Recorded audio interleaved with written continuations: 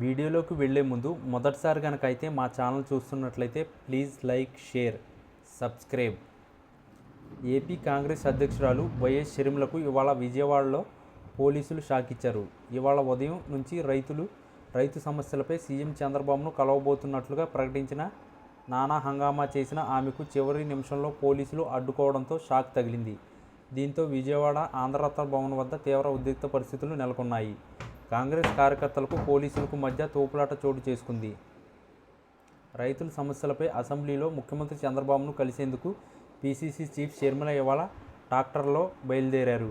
విజయవాడ ఆంధ్రరత్న భవన్ నుంచి ఆమె బయలుదేరగానే పోలీసులు అక్కడే అడ్డుకున్నారు. దీంతో ముఖ్యమంత్రి కలిసేందుకు అవకాశం ఇచ్చే వరకు ఆందోళన విరమించేది లేదని షర్మిల స్పష్టం చేశారు.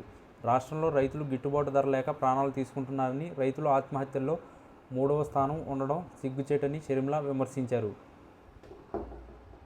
రాష్ట్రంలో రైతుల పరిస్థితి వర్ణనీయమని, వారి ఇబ్బందులు కూటమి ప్రభుత్వానికి పట్టడం లేదని షర్మిల ఆరోపించారు. ఒకప్పుడు ఆంధ్రాలో రైతు రారాజని, వైఎస్ఆర్ హయాంలో వ్యవసాయం స్వర్ణయుగమని తెలిపారు. రాష్ట్రం అన్నపూర్ణ అన్నారు. వైఎస్ తొలి సంతకం ఉచిత విద్యుత్ మీద చేశారని, 1200 కోట్ల బకాయిలు మాఫీ చేశారని గుర్తు చేశారు. రైతులను ఆదుకున్న ముఖ్యమంత్రి వైఎస్ అన్నారు. వైఎస్ఆర్ రైతు పక్షపాతి అని గుర్తు చేశారు. రాష్ట్రంలో ప్రస్తుతం వ్యవసాయానికి సాయం లేదని, అన్ని సబ్సిడీ పథకాలు ఎత్తివేశారని షర్మిల ఆరోపించారు. రైతు మరణాల్లో రాష్ట్రం 3వ స్థానంలో ఉన్నామన్నారు. రైతుకి రాష్ట్రంలో భరోసా లేదని, పండిన పంటకు గిట్టుబాటు లేదని విమర్శించారు. సీఎం చంద్రబాబు రైతులను మోసం చేశారని, ఎన్నికల్లో పెద్ద మాటలు చెప్పారని షర్మిల తెలిపారు.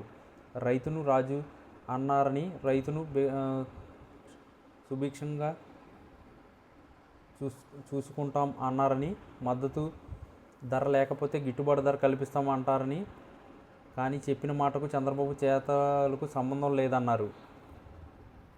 టమాటా ధర ₹2, ఉల్లి ధర క్వింటాలు ₹50 ఇస్తారా? రాష్ట్రంలో ఏ పంటకు గిట్టుబాటు అందలేదని షర్మిల విమర్శించారు.